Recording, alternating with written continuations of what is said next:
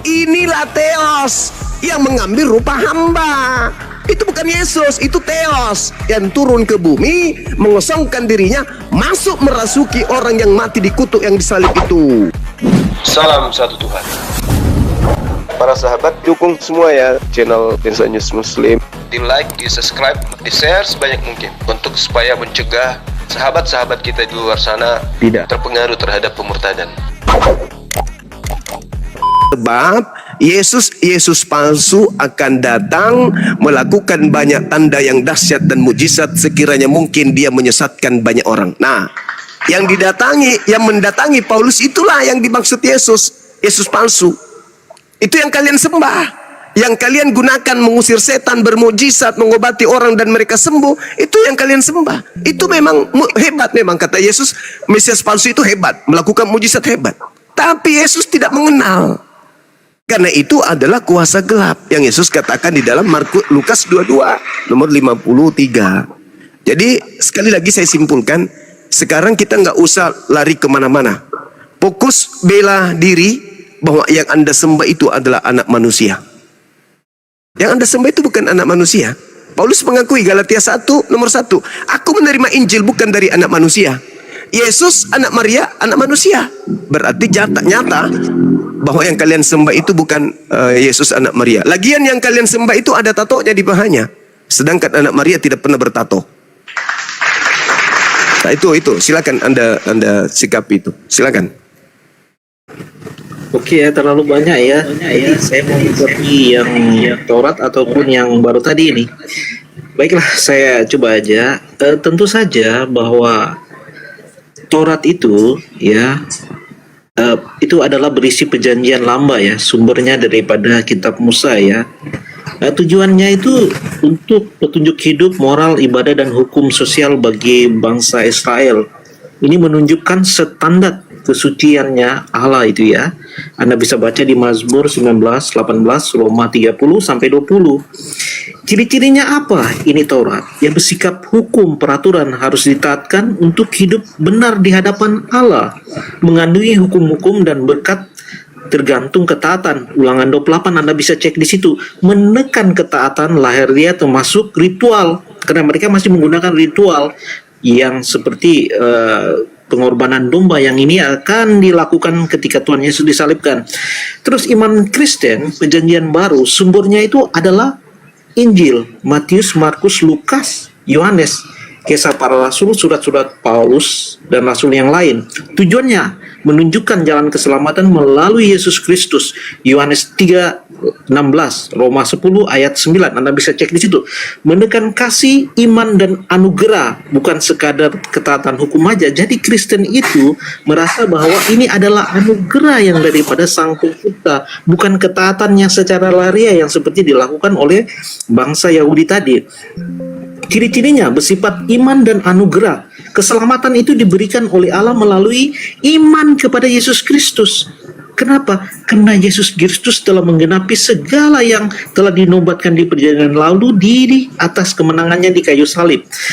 Menekankan hati dan kasih sebagai inti ketaatan. Anda bisa cek Matius 22, 37 sampai 40, Roma 13, 8 hingga 10.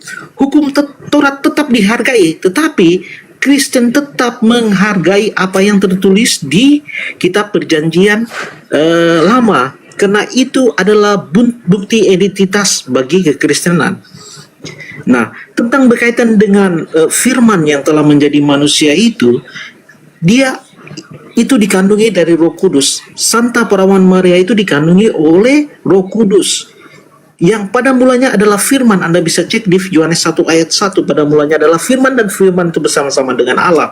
Kalau Anda bisa teliti cek Yohanes 1, 2 dan 3 itu sama aja dengan kitab Kejadian 1, 2 dan 3. Dan ayat 3 itu berfirmanlah Allah menjadikan terang, disitulah dialah menciptakan segala sesuatu terjadi. Jadi Yohanes ini mencatatkan itu menurut kitab Kejadiannya. Jadi paralelnya itu ada di situ.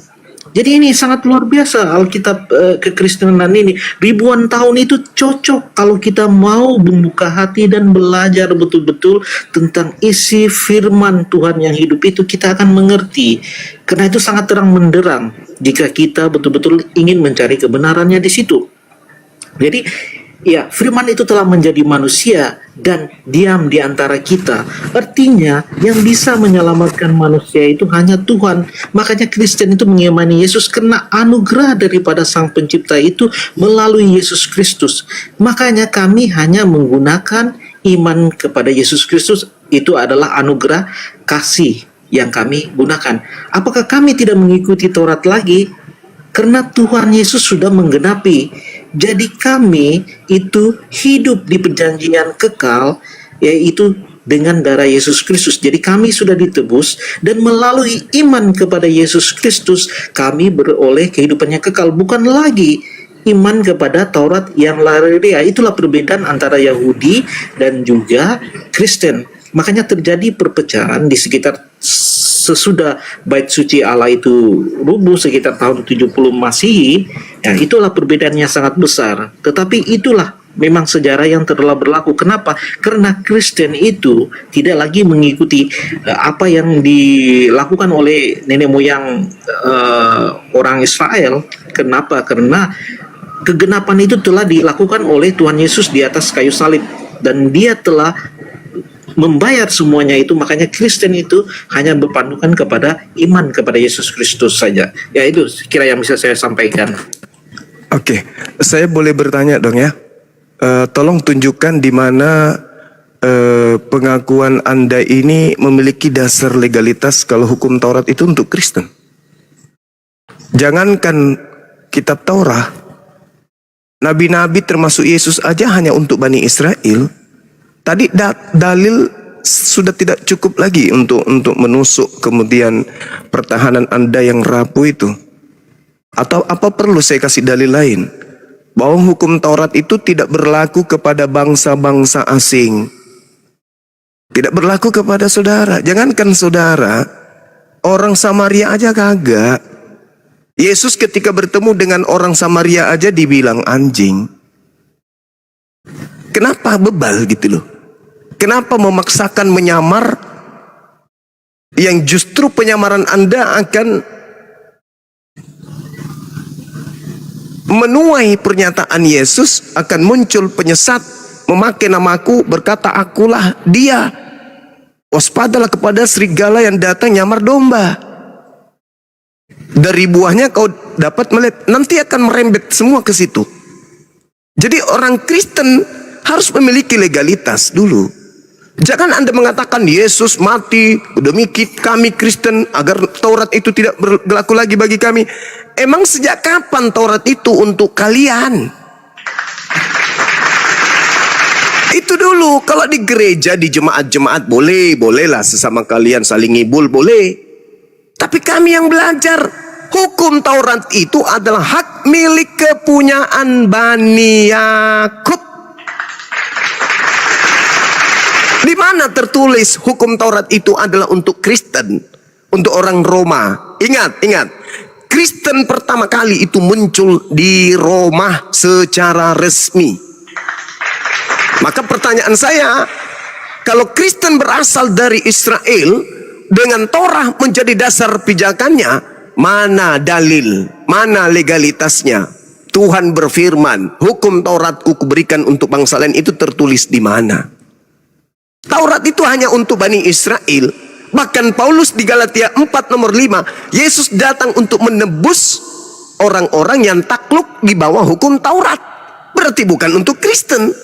Karena Kristen tidak takluk di bawah hukum Taurat. Kenapa? Hukum Taurat itu hanya mengikat Bani Israel dan Bani Yehuda. Kesalahan fatal yang dilakukan oleh Kristen secara berjamaah adalah membodohi diri mereka sendiri dan membodohi Kristen yang lain. Coba Anda lihat di Yeremia 31 nomor 31 sampai 34. Aku akan mengadakan perjanjian baru. Dengan siapa kemudian Tuhan membuat perjanjian baru? Bani Israel, Bani Yehuda. Ada nggak Kristen? Ada. Aku akan mengadakan perjanjian baru dengan Bani Israel dan Bani Yehuda. Apa perjanjian baruku itu? Aku akan menanamkan dan berbicara dalam hati mereka dengan Torah. Aku tanamkan di setiap batin mereka hukum Taurat. Kepada siapa hukum Taurat itu ditanamkan? Israel dan Yehuda. Ada nggak Kristen? Nggak ada. Dan ternyata Taurat itu adalah perjanjian baru. Jadi Kristen ini pandai-pandaian merubah perjanjian baru Tuhan, dikatakan perjanjian lama, supaya mereka bisa menjual Theos yang nusul menjadi manusia sebagai penebus dosa. Jadi saudara, apapun yang Anda jual hari ini di sini, Anda hanya ingin melindungi Theos Anda yang nuzul menjadi manusia yang mati di salib. Dengan mencomot-comot dalil kitabnya Yahudi. Sementara kalau kalian ke Yahudi, ke Israel sana, kalian hanya dikasih salaman ludah. Kenapa? Karena kalian dianggap pagan. Entah dari mana munculnya, dari Turki, Alexandria, Mesir, tiba-tiba muncul pakai Septuaginta, tiba-tiba abad 4 meresmikan agama, melalui muhtamar-muhtamar, konsili-konsili, melantik seorang dari Tuhan mereka yang nuzul, dan Tuhan mereka yang nuzul itu dianggapnya yang disalib. Makanya ditertawakan. Yang kami salib itu pelaku dosa, kok kalian tuhankan? Ini yang saudara harus selesaikan. Jangan mengaku bahwa kalian itu penerus pelanjut tongkat estafet kenabian. Bukan. Kristen tidak ada nabi. Palsu iya. Tidak ada itu. Kecuali Anda bisa menunjukkan pengakuan Yesus, aku diutus kepada seluruh manusia. Ada enggak? Enggak ada. Oh, ada Bang Suma. Yang mana? Pergilah ke seluruh bangsa, pergilah ke seluruh dunia, jadikanlah seluruh bangsa menjadi muridku. Inilah Theos yang mengambil rupa hamba. Itu bukan Yesus, itu Theos yang turun ke bumi, mengosongkan dirinya, masuk merasuki orang yang mati dikutuk yang disalib itu. Makanya Yesus mengatakan, iblis sekarang sudah datang, penguasa dunia sudah datang, dan dia akan dilemparkan keluar. Dan dia penguasa dunia ini, yaitu iblis, sedikit pun tidak berkuasa atas diriku. Yohanes 14 nomor 30, Yohanes 12 nomor 31. Jadi yang kau sembah itu, Bung, bukan anak Maria. Berapa kali saya harus katakan? Yang kau sembah itu adalah Theosmu yang nuzul menjadi manusia, menjadi hamba. Mati taat sampai dia digantung di salib. Itu Tuhanmu, bukan nabi kami yang kalian sebut Yesus, bukan. Itu nabi suci itu yang tidak akan mungkin tersentuh oleh kekejaman manusia Yahudi dan juga Romawi. Tidak tersentuh dia.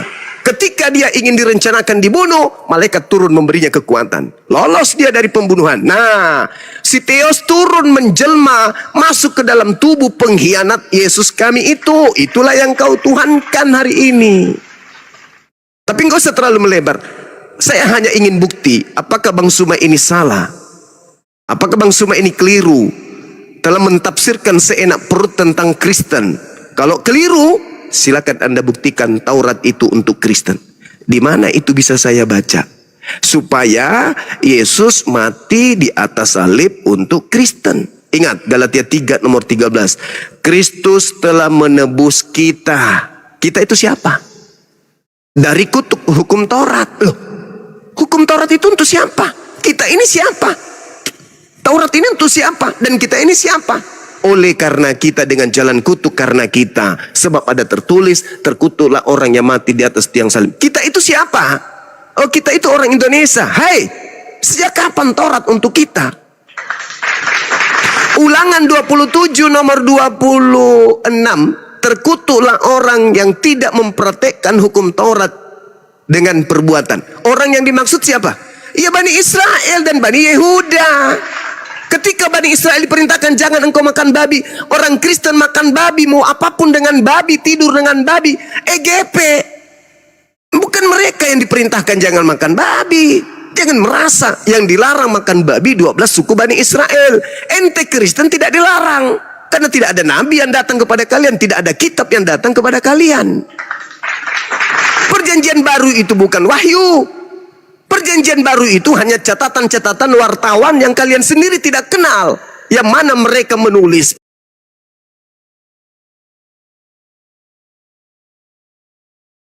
Yang kanonkan, yang lain yang tidak sesuai dengan riwayat agama, keyakinan, kepercayaan nenek moyang Romawi kuno, tidak dipakai. Disebutlah Injil Apokripa yang bersamaan dengan niatan agama Yahudi, agama Romawi, dipakai. Loloslah 4 kitab itu yang kamu pakai. Karena sesuai dengan agama pagan mereka. Apokripa nggak dipakai karena di situ Yesus kawin, di situ Yesus menikah, di situ Yesus terangkat ke langit. Nggak dipakai. Masa Tuhan kita gagal? Jadi begitu saudaraku. Kesimpulan akhir saya minta tolong buktikan di mana hukum Taurat itu untuk Kristen. Kalau tidak ada, ayo Kristen gulung tikar. Gulung tikar. Gulung tikar. Karena Yesus datang untuk menebus kalian dari kutu hukum Taurat. Ternyata hukum Taurat itu bukan untuk kalian. Silakan. Jadi penjaga kita sampai datangnya Kristus supaya dibenarkan karena iman. Tetapi setiap iman itu datang, kita tidak lagi dibawa penjaga hukum Taurat. Karena Tuhan Yesus sudah menggenapi yang seperti dia ucapkan bahwa aku datang untuk menggenapi, bukan meniadakan hukum Taurat. Jadi ketika sesuatu sudah genap, sudah terlaksana, kami menggunakan hukum kasih melalui iman, melalui kepada Yesus Kristus. Jadi kami bukan menggunakan hukum Taurat lagi. Jadi Bang Zuma tadi yang mengatakan bahwa Kristen menggunakan hukum Taurat, itu tentu salah. Karena kami menggunakan iman kepada Yesus Kristus. Dan Taurat itu kami tetap menggunakan karena itulah asal usul kekristenan. Jadi kami akan tetap menggunakan asal usul kami kekristenan. Karena Kristen itu adalah pengikut Kristus. Jadi apa yang disampaikan oleh Rasul Paulus di surat-suratnya itu ya sangat-sangat membantu kami untuk memahami. Kenapa? Karena dia dipilih langsung oleh Sang Kristus. Kenapa? Kalau kamu baca di Kisah Para Rasul, berfirmanlah Tuhan kepada Ananias. Karena kalau kamu periksa di 4 kitab kanonik, Injil Matius, Lukas, dan Markus, Anda tidak akan menemukan bahwa berfirmanlah Bapa kepada Yesus. Tidak ada. Tetapi ketika Tuhan Yesus sudah terangkat ke surga, ketika dia bertemu dengan Ananias, berfirmanlah Tuhan Yesus kepada Ananias. Makanya itulah adalah cahaya yang dia ketemukan tadi. Dan cahaya itu menyatakan dirinya sebagai Yesus Kristus. Kenapa? Karena Tuhan Maha Kuasa. Dia bisa melakukan apa? Karena pemilik otoritas dunia dan bumi itu adalah Yesus Kristus. Anda kalau tidak yakin, baca di Matius 28 ayat 17. Kepadaku telah diberikan segala kuasa surga dan bumi. Jadi itu sangat-sangat dilihat waktunya. Bagaimana bahwa firman yang telah menjadi manusia itu mengambil rupa. Yohanes 1 ayat 14 menjadi manusia sama seperti hambanya. Kalau kamu baca di penjelasan Rasul Paulus di Filipi 2 ayat 6, dia yang dalam rupa Allah tidak mengambil kesetaraan itu yang harus diperjuangkan, tetapi dia mengosongkan dirinya. Itu sangat-sangat brilian. Nah, kenapa dia ke surga terus diberikan kuasa? Karena tadi ada kodrat kemanusiaannya itu. Jadi Tuhan Yesus bangkit dengan tubuh kemuliaan. Jadi kami yang beriman kepada Yesus Kristus, kami akan dibangkitkan pada akhir zaman dengan memakai tubuh kemuliaan yang sama seperti Yesus Kristus yang telah disaksikan dan ditulis oleh para rasul yang menyaksikan dengan mata kepala mereka sendiri tentang kebangkitan tubuh kemuliaan yang tiba-tiba dengan kuasa yang luar biasa, dia tiba-tiba muncul di hadapan para rasul semua itu.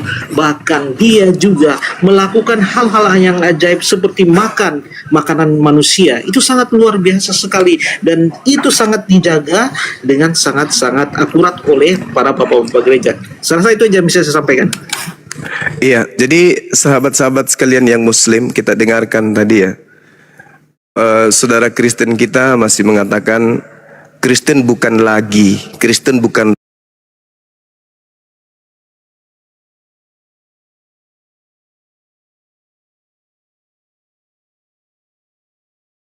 tidak ada hubungannya hukum Taurat itu dengan Kristen.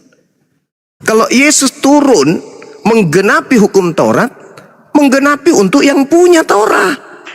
Siapa yang punya Taurat? Ya Bani Israel. Kalau dia menggenapi untuk siapa? Ya untuk Bani Israel lah. Kalau undang-undang di negara Republik Indonesia ini direvisi, dilengkapi, digenapi, Digenapi untuk siapa? Ya untuk rakyat Indonesia, bukan untuk orang Belanda. Kenapa pula orang Belanda yang merasa ya? Yesus turun menggenapi hukum Torah. Nah, terus kenapa lu yang tepuk tangan? Emang hukum Taurat untuk ente? Itu kan untuk Bani Israel. Oh, kami berasal dari sana. Sup, diam. Kamu nggak berasal dari sana. Kamu berasal dari tragedi penyaliban terhadap pelaku maksiat yang menggantikan Yesus di atas salib. Kenapa nggak berani membahas itu? Yang kalian sembah, yang kalian katakan Yesus, yang kalian katakan Kristus, yang kalian pengikut Kristus, itu adalah cerita yang berbeda, episode yang berbeda. Kalian menggabungkan menjadi satu supaya kalian bisa mengelabui orang lain, seakan-akan kalian itu pengikut Nabi yang berasal dari Bani Israel. Nehi, bukan. Kristen itu adalah orang di luar dari Bani Israel. Yesus yang kalian ikuti itu bukan anak Maria. Bibel yang kalian gunakan itu bukan Injilnya Yesus. Perjanjian lama yang kalian pegang itu bukan kitabnya Musa. Itu semua duplikat. Kitab kalian itu duplikat. Yesus Kristus yang kalian sembah itu duplikat. Istilah pengikut Kristus itu semuanya duplikat. Kalian itu bukan. Sekali lagi saya katakan, Kristen menyembah dewa yang nusul ke bumi menjadi hamba. Siapa hamba yang dimaksud? Pengganti Yesus. Oh, berarti bukan Yesus yang disalib? Bukan. Lalu siapa? Orang yang dikutuk oleh Elohim. Kenapa dia dikutuk? Ulangan 27 nomor 25. Terkutuklah orang yang menerima suap untuk menyerahkan orang benar agar dibunuh. Siapa pelakunya? Yudas. Siapa yang terkutuk? Sebut sendiri. Jadi yang disalib, yang dibunuh itu adalah Yudas. Terus Theos yang mengambil rupa hamba itu yang mana? Yang masuk ke Yudas. Makanya dikatakan di dalam Matius 12 nomor 38 sampai nomor 40. Apa kata Yesus? Yesus yang asli nih. Orang Farisi datang kepada saya. Angkatan jahat datang kepada saya. Angkatan tidak setia datang kepada saya. Apa tujuannya? Dia minta supaya saya berikan tanda kepada mereka. Apa tanda yang kemudian Yesus berikan kepada angkatan jahat? Apa tanda yang Yesus berikan kepada angkatan jahat? Tandanya adalah tanda Yunus. Sebab Yunus 3 hari 3 malam dalam perut ikan. Dan anak manusia. Siapa anak manusia yang dimaksud? Yudas. Jangan dipikir Yudas itu anak kera. Yudas itu anak manusia. Dan anak manusia akan berada dalam perut bumi 3 hari 3 malam. Itu tanda untuk siapa? Tanda untuk angkatan jahat. Setelah 3 hari, ngapain? Keluar dari kubur. Itu tanda untuk siapa? Angkatan jahat. Siapa yang beriman kepada angkatan jahat? Ya angkatan jahat. Siapa yang percaya kebangkitan pada hari ketiga? Ya angkatan jahat. Ada nggak murid-murid Yesus percaya kebangkitan hari ketiga? Nggak ada. Satupun murid Yesus tak ada yang percaya kebangkitan pada hari ketiga itu. Kasih saya dalil. Ketika ada sosok muncul, Theos muncul dalam rupa Yesus, mereka kaget dan ketakutan sebab mengira melihat setan. Lukas 24 nomor 37. Jadi mereka melihat setan, mengaku setan ini.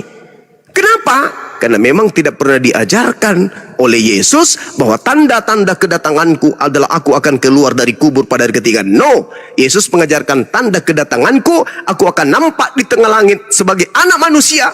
Bintang-bintang berjatuhan, matahari tidak bercahaya, bulan menjadi gelap, dan kuasa langit berguncang. Itu tanda kedatanganku, bukan keluar dari kubur. Keluar dari kubur itu tanda untuk angkatan jahat. Jadi kalau Anda percaya bangkit hari ketiga, ya itu dia Yesus yang keluar itu, yang Theos datang mengambil rupa manusia. Makanya ketika Yesus ingin mau ditangkap, Yesus mengatakan apa? Oh iya, ini kan saatmu, ini kan waktumu, saatnya kuasa kegelapan. Nah, apa yang terjadi? Yesus sudah dibawa oleh malaikat. kuasa kegelapan kemudian berkuasa. Apa itu? Semua-semuanya menjadi gelap. Yesus difitnah, mati, dikutuk. Hukum Taurat difitnah, menjadi sampah. Elohim difitnah, menjadi daging. Semua dihancurkan oleh kuasa gelap. Yang tadinya babi haram jadi halal, sunat wajib jadi tidak wajib. Semua kuasa gelap, kegelapan kemudian merusak tatanan kehidupan. Makanya dalam Yohanes 12 nomor 31 dan juga Yohanes 14 nomor 30, Yesus dengan jelas mengatakan, saatnya dunia dihakimi, sebab penguasa dunia yaitu iblis telah turun, telah datang. Dan sedikit pun penguasa iblis ini, penguasa dunia ini yaitu iblis tidak berkuasa sedikit pun atas diriku. Itu. Jadi saudara, sekali lagi saya katakan, Anda mau mengatakan apapun, pahami, saya Bang Suma yang mengatakan, kamu Kristen menyembah Yesus yang bukan manusia. Galatia 1 nomor 1, Galatia 1 nomor 11, nomor 12. Aku Paulus menerima Injil bukan dari manusia, tapi dari Yesus Kristus. Nah, berarti kamu menerima Yesus duplikat yang bukan anak manusia. Maria melahirkan apa? Ikan cupang? Enggak. Maria melahirkan anak manusia. Sedangkan Paulus mengaku yang datang kepadanya adalah bukan anak manusia. Berarti bukan Yesus. Tapi Yesusnya memang mengatakan, waspadalah kepada penyesat yang datang kepada kalian memakai namaku dan berkata akulah Kristus. Saatnya sudah dekat, jangan kamu percaya, jangan kau ikuti mereka. Itu kata Pak Yesus tuh kepada murid-muridnya Bani Israel. Nah, tahun 52 tiba-tiba muncul pengajaran. Muncul pengajaran tuh. Siapakah engkau Tuhan? Akulah Tuhan yang kau aniaya. Bah, ada manusia menganiaya Tuhan. Siapa yang menjadi saksi bahwa yang datang kepadanya adalah Tuhan? Siapa yang menjadi saksi bahwa yang datang kepadanya adalah Yesus? Sedangkan Yesus anak manusia, sedangkan yang datang kepadanya bukan anak manusia. Ayo, sedangkan Yesus mengatakan, waspadalah kepada penyesat yang datang kepadamu dan memakai namaku. Mana penyesat yang datang memakai nama Yesus itu? Jadi saya simpulkan ya, sebelum kita serahkan kepada teman yang lain, saya simpulkan, saudara membawa-bawa Yesus kami yang adalah kami imani Nabi di tengah Bani Israel yang mengajarkan hikmat Injil kepada kaumnya Bani Israel, itu hanya duplikat, itu cuman kamuflase. Yang kalian sembah itu makhluk lain, makhluk yang bukan Yesus tapi ngaku Yesus. Itulah yang ada di Filipi 2 nomor 6 yang Anda banggakan itu. Theos, mengosongkan diri, tidak mempertahankan keteosannya, kedewaannya, melainkan mengosongkan diri, mengambil rupa hamba, menjadi manusia, taat dan bahkan taat sampai mati di atas tiang salib. Nah, itu Theos. Theos itu cerita yang berbeda itu. Kalau yang mau disalib itu Yesus yang asli, tapi nggak jadi disalib. Tapi kalau yang disalib itu, itulah Tuhan Anda yang turun mengambil rupa hamba. Silakan. Oke, saya bernarasi sedikit ya. Kalau kita baca di Matius 2 ayat 2, orang Majus bertanya, di manakah yang telah lahir sebagai seorang raja orang Yahudi? Tentu kita tahu bahwa Yesus digelar sebagai seorang raja, dan juga Anda bisa baca di Yohanes 19 ayat 19 sampai 21. Pontius Pilatus itu menulis bahwa inilah raja orang Yahudi. Jadi Kristen mengikuti seorang raja. Berarti secara logika, jika dia seorang raja, berarti Kristen itu takluk kepada raja itu. Jadi apa yang milik raja itu tentu saja pengikut ataupun di dalam kerajaannya itu memiliki apa yang dimiliki oleh rajanya. Jadi sangat masuk akal bahwa Kristen mengatakan bahwa Taurat itu walaupun tidak kami lakukan, tetapi kami mengimani karena itu milik raja kami.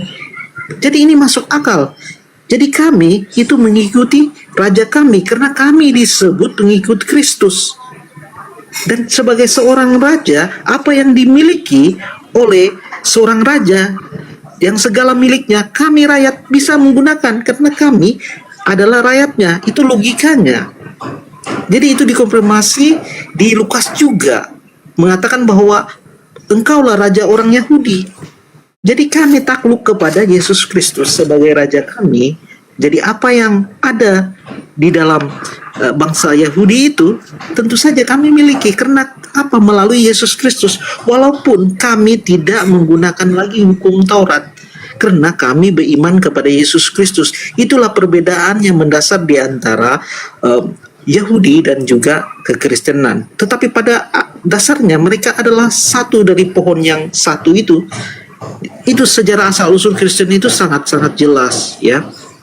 Dan berkaitan dengan adakah murid yang mengetahui bahwa Yesus Kristus itu telah bangkit? Bahkan ketika Yesus Kristus sebelum disalibkan, dia telah mengatakan, malam ini di Yohanes, kamu ada bisa baca bahwa malam ini kamu akan tergoncang imanmu karena aku. Tetapi ketahuilah bahwa aku mendahului kamu ke Galilea sesudah bangkit. Anda bisa baca di Yohanes ayat berapa, saya kurang berapa di situ. Anda bisa cek bahwa Kisah Para Rasul 2 ayat 32, situ Rasul Paulus mengatakan Allah telah membangkitkan Yesus yang telah kamu bunuh. Ini konfirmasi bahwa para rasul itu mengetahui bahwa Yesus Kristus itu bangkit sesuai yang seperti dia ucapkan di Yohanes yang saya katakan tadi, bahwa setelah bangkit aku akan mendahului ke Galilea. Karena apa? Iman Kristen itu melalui kebangkitan Yesus Kristus. Karena tanpa kebangkitan tentu saja sia-sia iman yang ini mereka pertahankan sampai mati.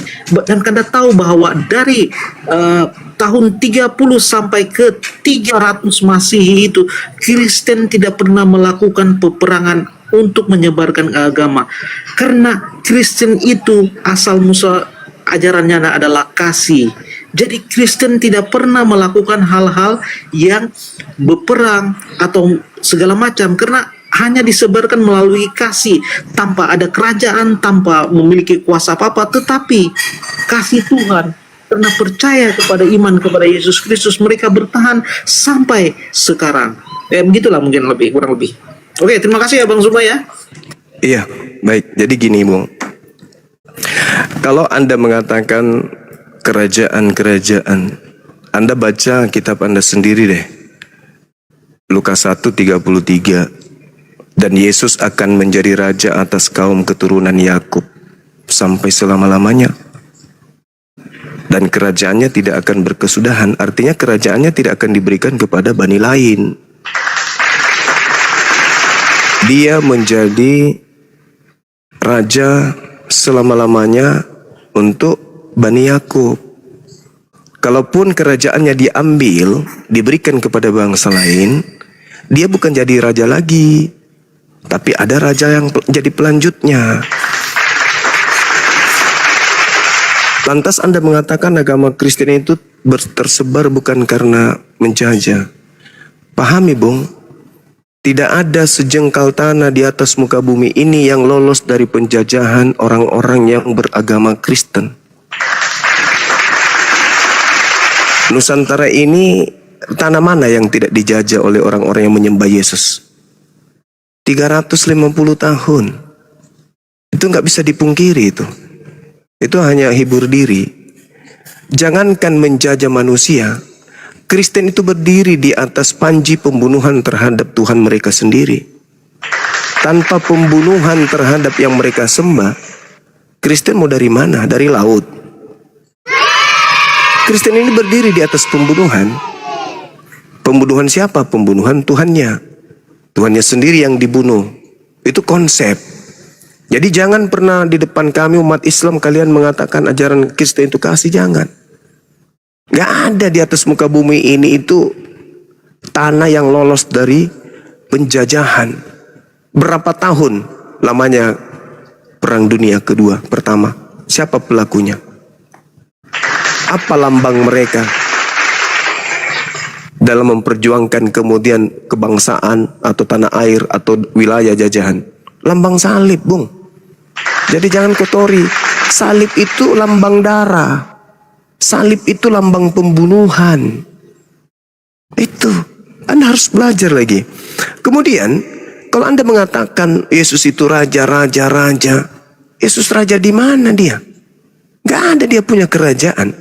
Ketika dia turun ke bumi, kerajaan Daud itu sudah gak ada. Jadi kerajaan yang Anda maksud itu adalah kerajaan kuasa gelap. Akulah yang berkuasa katanya.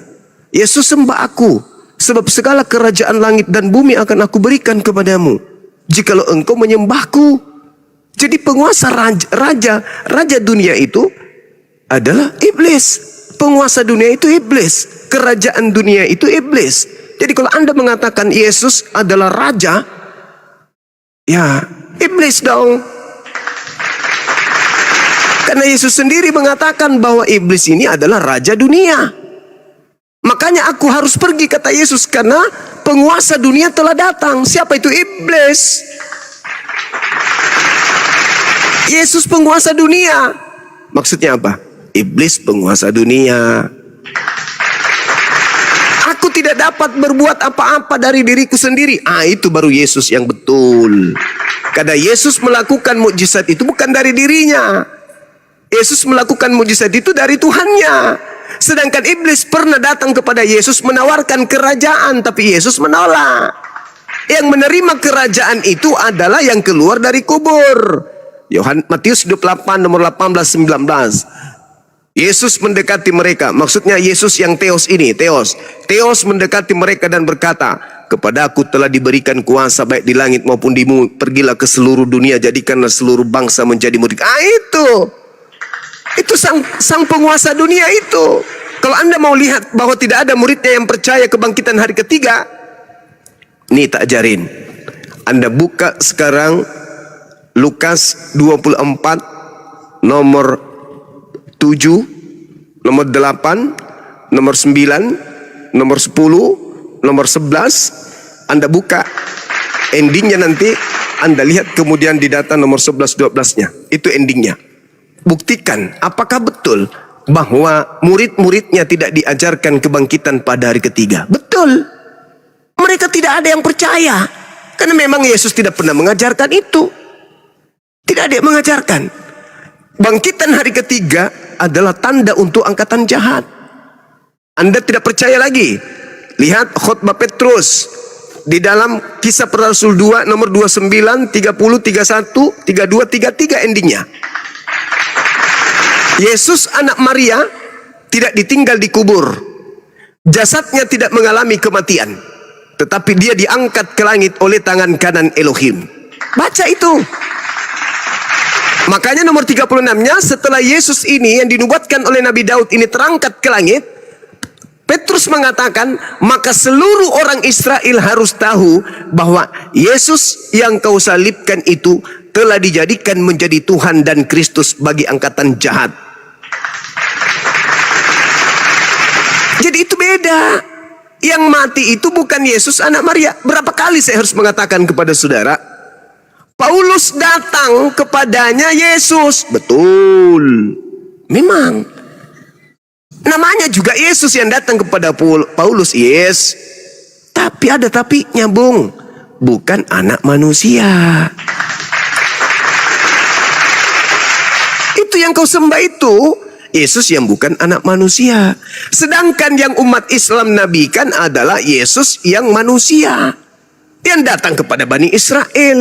Wa isqala Isa bin Maryam ya Bani Israel inni Rasulullahi ilaikum. Nah itu Nabi kami tuh, yang lahir dari perawan, yang mengajarkan Injil, yang lahir tanpa ayah, Nabi dan Rasul untuk Bani Israel. Itu Nabi kami, yang kalian palsukan namanya menjadi Yesus.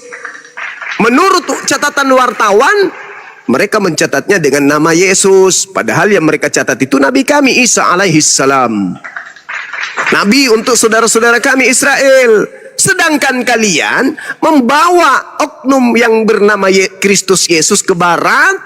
Itu oknum yang sudah dinubuatkan oleh Yesus sebagai Kristus palsu yang datang menyesatkan banyak orang. Itu berbeda. Makanya Kristen diusir nanti oleh Yesus. Enyahlah daripadaku, kalian semua adalah pembuat kejahatan. Aku tidak mengenal kalian. Tadi satu PR Anda. Anda tidak menunjukkan data kalau hukum Taurat itu untuk Kristen. Karena memang tak ada. Mau sampai Pak Bom lahir kembali menjadi wanita sekalipun, tak akan pernah ada muncul data kalau hukum Taurat itu untuk orang Kristen. Anda dikunci di dalam Mazmur 147 nomor 147 nomor 19 nomor 20. Apa di situ yang dikatakan? Hukumku yang datang kepada Israel dan hukumku yang datang kepada Yakub dan aturan-aturanku yang datang kepada Israel tidak aku berikan kepada bangsa lain. Apa enggak malu? Enggak malu, Bang? Ternyata hukum Taurat itu bukan untuk kalian. Berarti kalian ini hanya duplikat aja. Mengatasnamakan Yesus mengambil kitabnya orang Yahudi secara tidak ada data legalitasnya. Harusnya kalian malu. Ternyata kitab Yahudi itu hanya untuk Yahudi. Jadi kalau Yesus datang menembus kemudian Torah, dia menembus orang Yahudi. Terus Anda mengatakan, memang kami tidak lagi hidup di bawah hukum Taurat. Lah, memang sejak kapan kalian hidup di bawah hukum Taurat? Sejak kapan? Yesus datang menebus orang-orang yang hidup di bawah hukum Taurat, yang takluk di bawah hukum Taurat. Berarti bukan untuk Kristen. Coba dulu. Ada 13 buku Paulus. Ini PR kedua. Ada 13 buku Paulus. Coba Anda tunjukkan di mana Paulus menulis surat untuk seluruh manusia. Setahu saya, Paulus menulis surat kepada oknum, kepada kelompok tertentu, yang ada di Galilea, yang ada kemudian di Filipi, yang ada kemudian di Korintus. Itu kepada jemaat-jemaat tertentu. Paulus menulis surat bukan untuk seluruh umat manusia. Surat 13 yang dibuat Paulus itu bukan untuk... Saya potongnya Bang ya. Sebenarnya saya orang awam Bang, bukan hamba Tuhan, bukan juga apologet Bang. Jadi gini, kenapa aku berani berbicara Bang? Karena aku sendiri punya pengalaman pribadi dengan Tuhan itu gitu. Nah gini, kalau kita membahas yang Bang Juma bahas, mengapa awalnya aku percaya dan pada akhirnya tidak percaya, pada akhirnya percaya. Gini Bang, kalau seandainya memang Yesus itu tidak benar-benar bangkit, otomatis cerita mengenai Yesus ini akan berhenti di hari kematiannya Bang gitu. Kalau memang lanjut sampai hari ini, apa gunanya ke-11 muridnya itu martir untuk memberitakan kebenaran tentang Yesus itu, sehingga pada hari ini yang paling banyak adalah Kristen di seluruh dunia ini gitu Bang. Baik, dengarkan Ya, baik-baik. Boleh Bang, boleh. Dengarkan baik-baik. Kenapa muridnya tidak percaya? Kesimpulannya itu Yesus Tuhan ya. Kenapa murid-murid tidak percaya pemberitaan orang bahwa manusia yang dikubur itu telah bangkit? Kenapa mereka nggak percaya? Ya karena mereka memang manusia Bang. Kan Yesus itu sendiri bilang, manusia melihat apa yang di depan mata, tapi Tuhan melihat hati, gitu Bang. Jadi memang pada dasarnya manusia itu tidak percaya dengan Anda tidak nyambung. Anda nggak nyambung. Lanjut. Di depan mata murid-murid Yesus memperlihatkan dia membangkitkan orang mati. Abang percaya itu Bang? Nah, percaya murid-murid yang percaya kesaktian gurunya itu mereka percaya. Abang Saksi percaya sekali.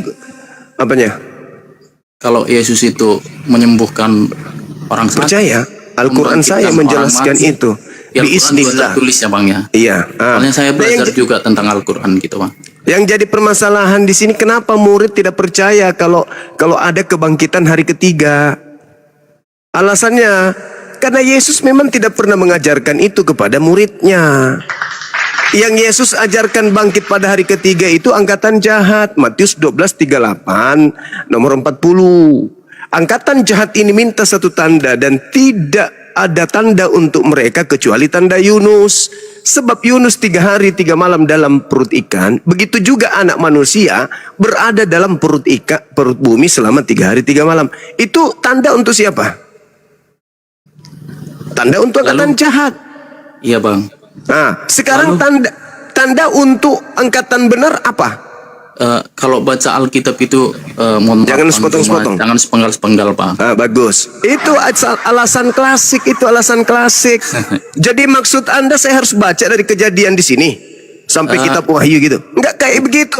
Seorang pengajar malamnya dia belajar, siangnya intisarinya disampaikan kepada murid. Jangan pula murid yang mengatakan jangan sepotong-sepotong. Kayak mana ceritanya? Yesus berhadapan dengan dua angkatan. Yang pertama angkatan jahat, yang kedua angkatan yang benar, angkatan lurus, para pengikut. Pengikut tidak diberi tanda, angkatan jahat. Tanda yang diberikan kepada murid Yesus adalah matahari tidak bercahaya, bulan menjadi gelap, bintang-bintang berjatuhan, kuasa langit berguncang. Yesus nampak di tengah langit. Itu tanda yang diberikan kepada murid asli.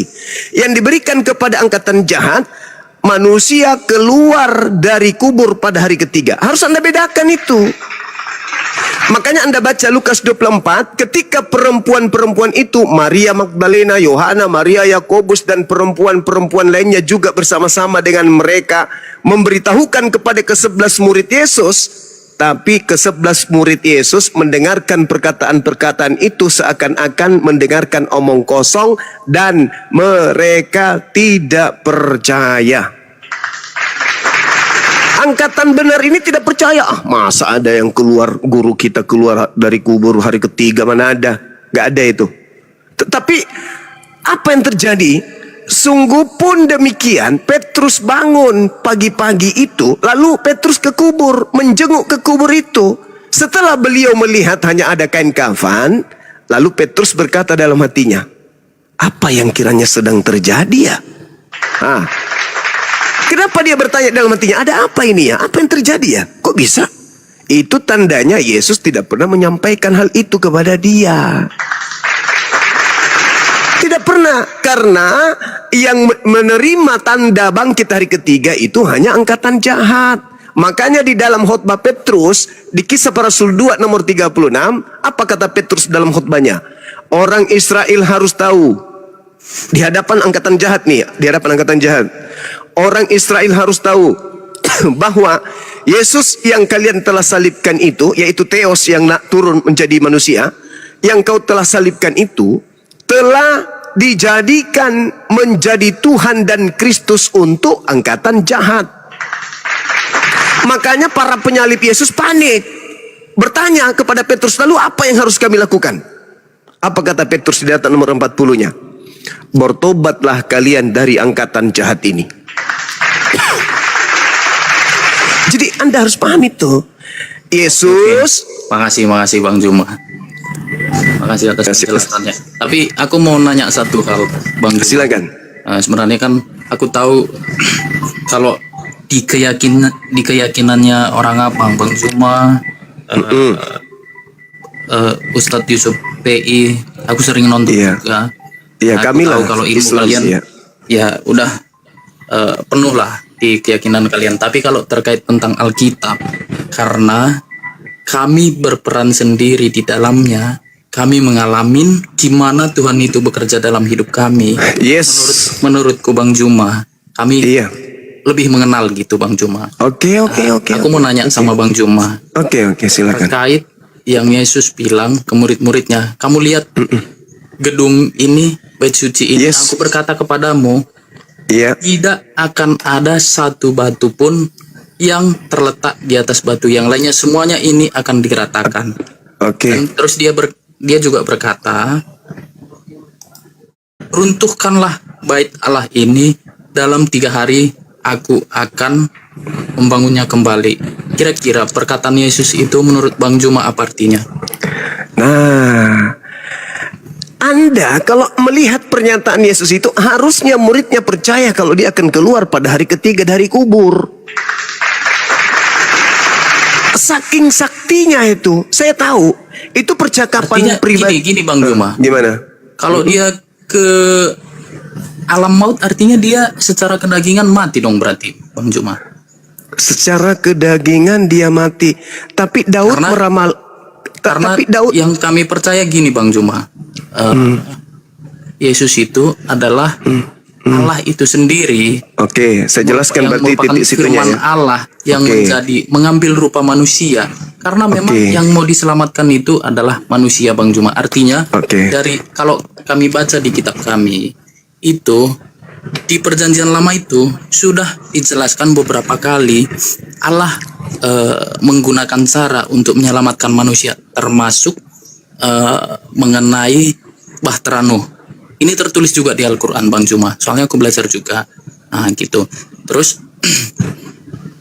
manusia tetap jatuh ke dalam dosa. Kita tahu memang orang Yahudi, orang Israel ini adalah bangsa yang bebal. Itu baik Al-Quran, baik Alkitab itu tertulis, Bang Juma. Oke, kenapa Anda mengatakan itu harus sorry. kita akuin. Bahkan Sorry. pribadi yang kami anggap Tuhan itu cara pun sendiri dia, teman-teman. Berat ini. mati Berat disalibkan ini. oleh bangsa Teman-teman, itu. sarafnya nggak berfungsi, teman-teman. Telinga rusak. Kalau anak Tuhan, biar dulu dijelaskan. Tolong dulu didengarkan kata Bang Zuma. Gini, saudara, saya pingin tanya dulu. Kenapa orang Yahudi disebut bebal? Karena mereka taat hukum Taurat atau melanggar hukum Taurat? Kenapa orang Yahudi disebut bebal? Kenapa disebut sebagai umat tegar tengkuk? Apa alasannya? Karena mereka selalu melanggar perintah Tuhan. Setuju nggak? Setuju itu Bang, setuju. Setuju. Lalu bagaimana dengan Paulus yang menganggap hukum Taurat secara keseluruhan adalah tinja? Ayo kutanya dulu kalian. Orang-orang Yahudi disebut tegar tengkuk. Orang-orang Yahudi disebut apa? Ular-ular, keturunan ular beludak. Oke.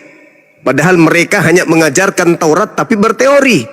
Tidak mempraktekkan. Matius 21. Nomor 1, nomor 2, nomor 3. Sekarang, apa ungkapan yang benar untuk Paulus yang mengatakan hukum Tuhan itu tinja? Skubalon dalam bahasa Yunani. Yang artinya sampah. Tinja, kotoran. Ayo. Tak ada satupun ahli Torah yang dikatakan orang yang dikutuk Tuhan berani mengatakan firman Tuhan yang datang kepada Musa itu dengan sebutan tinja, sampah. Tak ada satupun. Tapi Paulus, pendiri agama Kristen, berani mengatakan hukum Tuhan yang datang kepada Nabi Musa itu adalah kotoran, sampah. Sekarang saya minta kejujuran saudara. Kira-kira ucapan untuk Paulus ini dari Yesus itu apa yang cocok untuk Paulus? Rasul atau pembinasa keji? Rasul atau serigala buas? Ayo. Dan di mana Tuhannya Yahudi datang kepada Paulus? Di mana Tuhannya Yahudi datang berfirman kepada Paulus? Sebagaimana Tuhannya Yahudi datang kepada Musa. Tuhannya Yahudi bercakap langsung, menyatakan diri langsung kepada Musa untuk memberikan satu ketetapan yang mutlak kekal untuk Bani Israel. Tapi mereka pengikut Nabi Musa tidak pernah mengatakan hukum Taurat itu adalah kotoran, sampah, tidak pernah. Tapi Paulus, tidak ada Tuhan pernah datang kepada dia. Dia bertanya, dia yang menjawab, siapakah engkau Tuhan? Dijawab sendiri dalam catatan buku hariannya, akulah Tuhan yang kau aniaya. Ngarang-ngarang sendiri dia kan.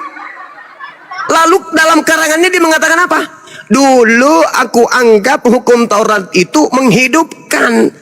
Aku anggap dulu yang aku lakukan itu adalah sebuah kebenaran. Tapi setelah aku kedatangan Kristus, aku mengenal Kristus, maka semua yang tadinya aku anggap benar sekarang aku anggap tai. Aku anggap sampah, skubalon. Sekarang jujur, kira-kira kalau orang Yahudi disebut oleh Yesus keturunan ular-ular, mereka ada keturunan ular beludak. Cocok apa perkataan atau gelar yang didebatkan kepada Paulus ini? Kira-kira apa? Dan siapa yang Yesus sebutkan sebagai waspadalah kepada serigala buas yang datang kepadamu dengan memakai namaku? Siapa yang Yesus sebutkan dalam Matius 23 nomor 15? Celakalah engkau wahai ahli Taurat, celakalah engkau wahai orang Farisi, celakalah engkau wahai orang munafik. Engkau menjelajahi daratan, engkau menyeberangi lautan, mentobatkan orang di luar Yahudi untuk menjadi pengikut agamamu. Setelah menjadi pengikut agamamu, kau jadikan dia orang neraka dan 2 kali lebih jahat daripada engkau sendiri. Siapa orang Farisi yang dimaksud? Siapa serigala yang dimaksud? Filipi 3 nomor 5, aku adalah Paulus, keturunan Benyamin. Kejadian 49 nomor 27, keturunan Benyamin akan berlaku seperti serigala. Pada malam hari dia mencuri, siang hari dia merampas hasil jarahannya. Nah sekarang siapa yang mengambil hukum Torah? Membawa-bawa hukum Torah itu nggak berlaku lagi. Dulu kamu memang diatur oleh makanan, sekarang jangan mau diatur lagi. Dulu kau itu diajarkan sunat, sekarang jangan kau bersunat lagi. Dulu kau diajarkan 1 Tuhan, sekarang ada 3 Tuhan lagi. Dulu kau itu hari Sabat, sekarang kau hari Minggu lagi. Itu siapa? Siapa yang merampas hukum Taurat lalu melemparkan kepada Romawi, Yunani sampai ke Belanda hingga masuk ke Indonesia? Menempelkan di kitabnya orang non-Yahudi. Itu siapa yang mencuri kitabnya orang Yahudi, ketetapan yang datang kepada Bani Israel, lalu merampasnya, lalu membagi-bagikannya ke bangsa luar daripada Bani Israel? Siapa itu? Siapa yang keturunannya berlaku seperti serigala? Dan siapa serigala yang dimaksud oleh Yesus yang harus diwaspadai oleh Bani Israel? Ayo. Jadi apa yang Anda lakukan hari ini? Mohon maaf nih, mohon maaf.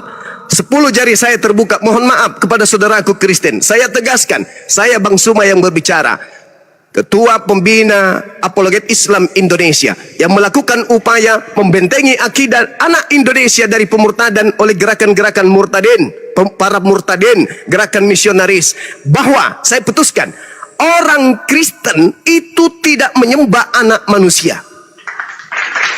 Orang Kristen itu tidak menyembah anak tirinya Yusuf. Orang Kristen itu tidak menyembah anak Maria. Yang orang Kristen sembah adalah Theos, dewa yang nusul ke bumi, mengosongkan dirinya, tidak mempertahankan kemudian kedewaannya, melainkan menjadi hamba dan bahkan taat sampai mati di atas tiang salib. Jadi Tuhan kamu itu, saudaraku, bukan anak manusia. Yang kau tuhankan itu dewa. Ia mengambil rupa hamba. Hamba yang mana yang diambil rupanya? Hamba yang disalib itu. Itulah Tuhan saudara. Anak Maria dari usia 1 tahun sampai 33 tahun, tugasnya hanya nabi, tugasnya hanya rasul. Setelah ada ancaman pembunuhan, orang-orang Yahudi berkongkol dengan penguasa kala itu. Maka Yesus ketika hendak kemudian dicelakai, pencipta langit dan bumi menurunkan malaikat, mengangkatnya ke langit. Nah, Theos mula yang menjadi Yesus, dikuburkan, lalu dia keluar dari kubur, lalu saudara sembah. Itu jadi Yesus yang datang penginjilan, saudara, dengan Yesus yang kau sembah-sembah itu adalah 2 pribadi yang berbeda. Terima kasih Bang Juma. Silakan. Nah, kalau dari tanggapan Bang Juma ya, aku sebenarnya salut sama Bang Juma, karena Bang Juma benar-benar mempertahankan keyakinannya Bang Juma, termasuk orang-orang saudara kami yang Muslim, agar tetap di keyakinannya gitu. Termasuk gini Bang Juma, makanya aku bilang Kristen sama Muslim itu nggak mungkin bersatu Bang Juma. Kenapa? Yes. Karena nabinya banyak yang sama, termasuk Nabi Nuh, Nabi Lot, Idris atau Henok, Nabi Zakaria, Daud, Salomo, Nabi Isa. Nah itu di keyakinan kami juga ada, tetapi kisahnya berbeda Bang Juma gitu. Nah, yang mau aku tegaskan di sini Bang Juma, Paulus juga dulunya adalah, mungkin bisa dibilang adalah pribadi yang sama seperti Bang Juma. Dia itu adalah anak dari seorang imam besarnya orang Yahudi, yang dimana setelah kematian Stefanus, orang yang di keyakinan kami adalah orang yang benar di hadapan Tuhan. Dia mempunyai kuasa penuh untuk menangkap dan memenjarakan semua pengikut Kristus itu, termasuk untuk membunuhnya, Bang Juma. Gitu. Jadi Paulus ini sebelum bertobat namanya adalah Saulus, di mana dia mendapat kuasa penuh dari pemimpin Romawi pada saat itu untuk membinasakan semua pengikut Kristus. Kenapa? Karena menurut mereka pengikut Kristus itu adalah orang-orang sesat, gitu Bang Juma. Jadi Paulus itu tadinya adalah orang yang bernama Saulus, yang dimana dia di tempat paling nyaman dalam hidupnya untuk dia hidupin gitu. Tetapi ketika dia dalam yang tadi dijelaskan Bang Juma itu ada memang tertulis di Alkitab, tapi pemahaman kita berbeda, mohon maaf Bang Juma gitu. Ketika dia dalam perjalanan ke Damaskus Suriah hari ini, semuanya tercatat itu di Alkitab. Dia dikelilingin oleh cahaya, dan dari cahaya itu berkata, Saulus, Saulus, mengapa engkau menganiaya aku? Itu langsung Yesus itu sendiri yang berbicara kepada Paulus itu, di mana Paulus ini bersama teman-temannya dalam perjalanan menuju ke Damsyik. Nah, di situ kan Saulusnya menjawab, Tuhan, siapakah engkau? Akulah Yesus. Terus Yesusnya menjawab, akulah Yesus yang engkau aniaya itu. Jadi setelah pertemuannya itu dengan cahaya yang tadi mengelilingi dia, di mana yang melihat itu cuma dia sendiri, teman-temannya tidak melihat, tetapi mendengar suara Yesus itu gitu. Nah, dia buta selama 3 hari dan dia disembuhkan setelah 3 hari dan dia bertobat. Bahkan dia menceritakan kebenaran tentang Yesus Kristus itu gitu, Bang Juma. Jadi kalau Paulus itu sebenarnya dia itu adalah orang yang hidup sezaman dengan Yesus Kristus itu, tetapi kisahnya baru muncul setelah kematian Yesus Kristus itu gitu. Orang yang pertama, orang benar yang dikisahkan selain ke-12 rasul Yesus itu adalah Stefanus, orang yang paling benar di hadapan Tuhan, yang dia memang mati dirajam oleh bangsa Yahudi gitu. Oke. Boleh saya tanggapi? Jadi gini, mohon maaf aku jelaskan dikit lagi ya Bang Juma ya. Jadi setelah dia memilih untuk memberitakan kebenaran tentang Yesus itu, dia itu memilih untuk menderita. Bahkan dia diusir, dipenjara berulang-ulang kali, termasuk baik anak Allah di gantian ya, dia dijelasin sama Gurunda gantian ya. Gimana? Jangan diulang-ulang, gantian. Kalau masih ini nggak terlalu panjang, silakan aja, silakan. Iya, oke.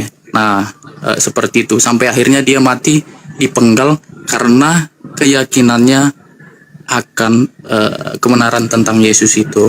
Jadi kalau dibilang, kan ada beberapa nih di komentar ngarang katanya semuanya tertulis kok di kitab kita gitu. Jadi Paulus itu meninggalkan dunia kenyamanannya, kemewahannya hanya untuk menderita, memberitakan Injil kebenaran tentang Yesus itu. Sebenarnya kalau dibilang dia mau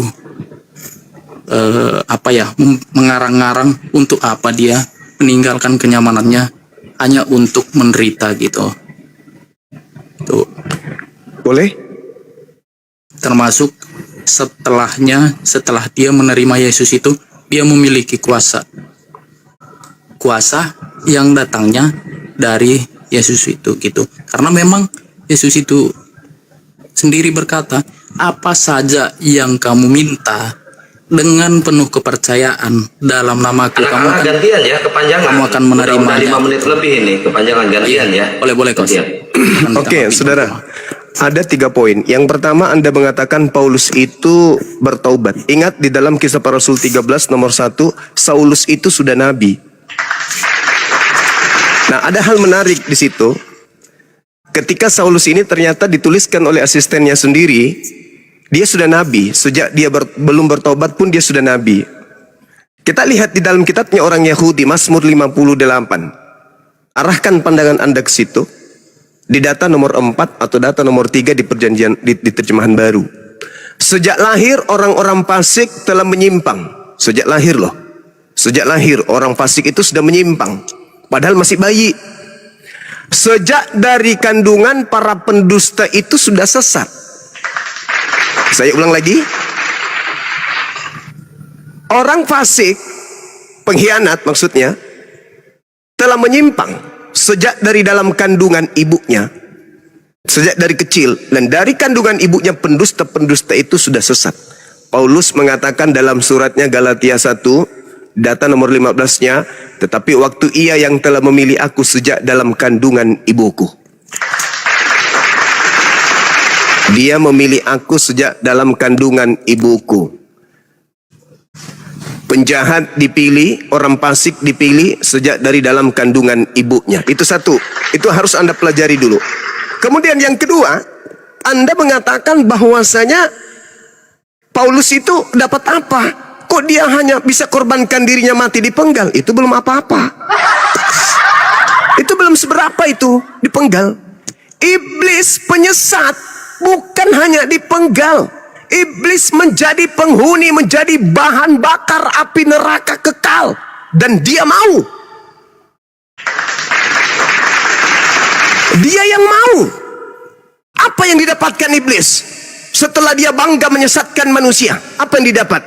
Neraka. Emang itu nikmat? Iblis, apa sih yang kau dapatkan? Yang kau dapatkan kekal di neraka. EGP, yang penting saya menyesatkan orang. Begitulah yang dilakukan Paulus. Namanya penyesat dari dalam rahim ibunya.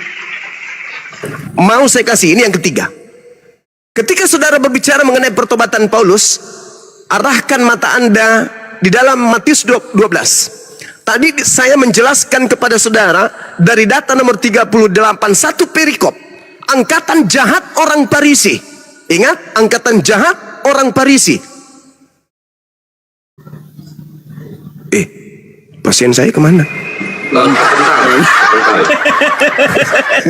Loncat. Sabar saudara-saudara. Sabar. Saya teruskan sedikit. Ini juga untuk anak-anak kita di bawah, adik-adik kita yang muslim, supaya jangan pental. supaya jangan siap. Iya, Jadi, supaya jangan Oke, saudaraku, oke. Ya. Supaya jangan mudah terperdaya untuk menyembah kepada Kristus palsu. Jadi gini, Yesusnya ketika didatangi orang Farisi, ketika didatangi ahli Taurat, ini kategorinya masuk nggak Paulus? Masuk dong. Paulus ahli Taurat, Paulus orang Farisi, masuk dia. Bertanya kepada Yesus, guru apa? Berikan tanda kepada kami. Yesus menjawab, angkatan jahat ini tidak diberikan satu tanda kecuali tanda Yunus 3 hari 3 malam dalam perut ikan. Begitu juga anak manusia 3 hari 3 malam dalam perut bumi. Lalu Yesus mengatakan apa? Tentang pertobatan. Dengarkan baik-baik di nomor 43. Apabila roh setan keluar dari manusia, lalu ia mengembara ke tempat-tempat tandus mencari pemberhentian. Tetapi ia tidak mendapatkannya tempat perhentian itu. Lalu roh jahat ini berkata, aku akan kembali kepada rumah yang kutinggali tadi itu. Yang kutinggalkan, maksudnya ke rumah orang tadi yang jahat tadi yang bertobat. Dia bertobat, sadar sejenak. Habis itu, iblis yang keluar dari dirinya, keluar memanggil 7 iblis yang jauh lebih jahat daripadanya. Dan memasukkan, lalu kemudian dia masuk ke dalam rumah tadi, maksudnya tempat yang tadi, dan akhirnya orang itu lebih jahat, lebih buruk keadaannya daripada keadaannya semula. Apa kata Yesus? Demikian juga akan berlaku atas angkatan jahat ini, orang Farisi dan ahli Taurat. Itulah yang akan terjadi kepada orang yang ngaku-ngaku bertobat. Itu satu dari 3 poin. Sekarang kita lihat di dalam Lukas 21 nomor 8. Apa kata Yesus kepada muridnya? Waspadalah kepada penyesat yang datang kepadamu dengan memakai namaku dan berkata, akulah Kristus, akulah dia. Saatnya sudah dekat, jangan kamu mengikuti mereka. Tuh satu poin.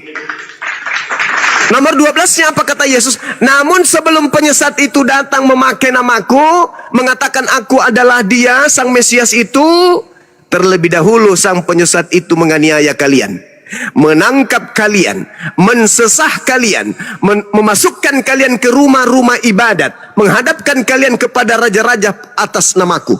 Sekarang pertanyaannya, penyesat yang dimaksud Yesus sebelum dia berpura-pura bertemu dengan Yesus, memakai nama Yesus, lalu mengatakan Yesus itu adalah Mesias, dia adalah juru selamat. Siapa penyesat itu yang terlebih dahulu menangkap, mensesah, dan membunuh murid Yesus? Jujur. Sebelum itu terjadi, kata Yesus, kamu terlebih dahulu ditangkap, dianiaya, disesah, dihadapkan kepada raja-raja karena namaku. Siapa penyesat yang telah melakukan itu? Waspadalah kepada penyesat yang datang kepadamu dengan memakai namaku dan berkata, akulah dia, namun waktunya sudah dekat, jangan kau mengikuti mereka. Namun sebelum itu terlebih dahulu kau ditangkap, dianiaya, disesah. Pertanyaan saya, siapa yang menangkap, menganiaya murid-murid Yesus? Habis itu dia mengaku membawa-bawa nama Yesus. Aku bertemu dengan sosok Yesus lo, gurumu lo. Sekarang aku bertobat ya. Tadi aku menganiaya kamu, tapi setelah aku bertemu dengan gurumu, oh aku insaf. Sekarang adalah aku akan mengajarkan dunia untuk menuhankan itu gurumu. Padahal sang guru ketika kepada murid tidak pernah mengajarkan menuhankan Yesus. Tapi kok gurumu datang ke aku beda ajarannya. Justru dia mengajarkan aku untuk menyembah dia dan mengajak orang lain menuhankan dia. Kok jadi beda? Siapa yang kau temui? Siapa yang kau temui? Kata Yesus di dalam Matius 24, waspadalah kepada penyesat yang datang kepadamu dengan memakai namaku dan berkata akulah Kristus. Jadi dia akan menyesatkan banyak orang. Jadi kalau Kristen itu bangga banyak orang, karena Yesus memang sudah menubuatkan mereka akan menyesatkan banyak orang. Orang yang banyak ini gimana kata Yesus? Memakai namaku dan mengatakan kepada orang banyak aku adalah Mesias, aku adalah Kristus. Itu pekerjaan siapa? Islam atau Kristen? Nah, apa yang dialami oleh Paulus di padang gurun dan di dalam bilik rahasia di penjara, ya, Temeong, di situ Yesusnya mengatakan di dalam Matius 24 ketika ditanya, "Guru, apa tanda kedatanganmu?" Yesus mengatakan, apabila ada orang berkata ada Mesias di sini, ada Mesias di sana, jangan kau percaya. Sebab Kristus palsu dan nabi-nabi palsu akan datang dan melakukan banyak mukjizat dan kuasa-kuasa yang dahsyat. Sekiranya mungkin mereka akan menyesatkan banyak orang. Jadi apabila ada orang berkata ada Yesus di padang gurun, ada Yesus di dalam bilik, jangan kamu percaya. Camkanlah, aku telah mengatakannya terlebih dahulu kepada kalian. Nah, sekarang pertanyaan saya, siapa yang pernah bertemu dengan Kristus di padang gurun? Siapa yang menulis surat mengatasnamakan Yesus Kristus datang kepadanya di dalam bilik rahasia? Pak Bom-Bom, Edis, Bang Zuma, Yusuf PI, atau siapa yang ke padang gurun, ke Damsik, lalu menulis surat ketika dalam penjara, dalam bilik rahasia? Temeong itu bahasa Yunani, artinya bilik rahasia yang tidak sembarang orang masuk. Berarti sel, penjara. Siapa yang pernah mengaku Yesus? Ini surat dari Yesus Kristus yang diberikan oleh Yesus kepadaku. Aku berikan kepada anak-anakku yang ada di mana? Di Saudi.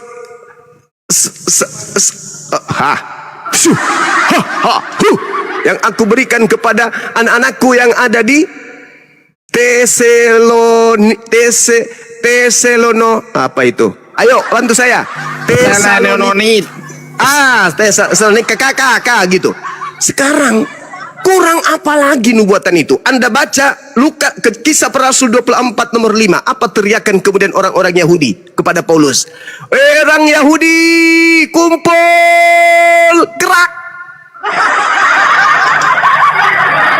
Aku sampaikan kepada kalian, Paulus ini adalah penyakit sampar yang telah menyesatkan orang-orang Yahudi di seluruh dunia yang beradab. Dan dia adalah tokoh dari agama Kristen. Iya, Tesalonika telat dari tadi kek. Jadi begitu saudaraku ya. sekarang terakhir saya mau ibadah. Endingnya, siapa yang mau Yesus disalibkan? Pencipta langit dan bumi yang disebut Elohim oleh orang-orang Yahudi, Hashem, atau iblis? Itu aja. Silakan dilanjutkan Akhi Yusuf atau yang lainnya. Pertanyaan titipan saya, siapa yang menginginkan kematian terhadap Yesus anak Maria? Yang selalu mencobai untuk membunuh Yesus itu siapa? Ibliskah atau pencipta langit dan bumi? Kalau iblis yang mau Yesus mati, berhasil nggak iblis? Kalau berhasil, apa akibatnya? Yesus mati. Apa hasilnya? Dosa-dosa Kristen dihapuskan. Berarti iblis mau menyelamatkan Kristen.